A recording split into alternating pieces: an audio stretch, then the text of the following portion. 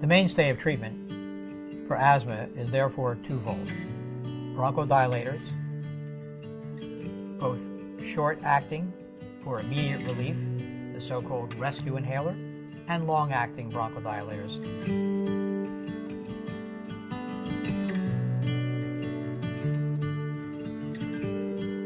Asthma is what we call an episodic disease. Episodes can occur.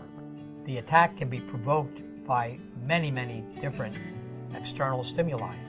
Anytime medication can be taken by inhalation as opposed to pills or injections, it's an advantage, because when you inhale medication, very little is absorbed into the bloodstream, and hence reduction of significant side effects in the rest of the body. When an asthma attack occurs, there's constriction of the bronchial tubes. Medications that relax the muscle in the bronchial tubes are bronchodilators.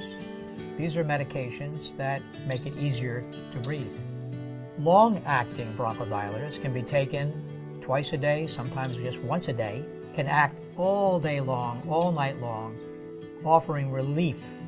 An asthmatic can have a sudden spasm of the bronchial tubes. Patients can use their short-acting rescue inhaler to relieve the spasm.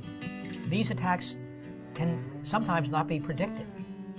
And indeed, you don't want to be caught without this rescue inhaler, because it can lead to distress, symptoms, breathing problems, and if not treated immediately, can progress and get worse and worse and lead to really a life-threatening event.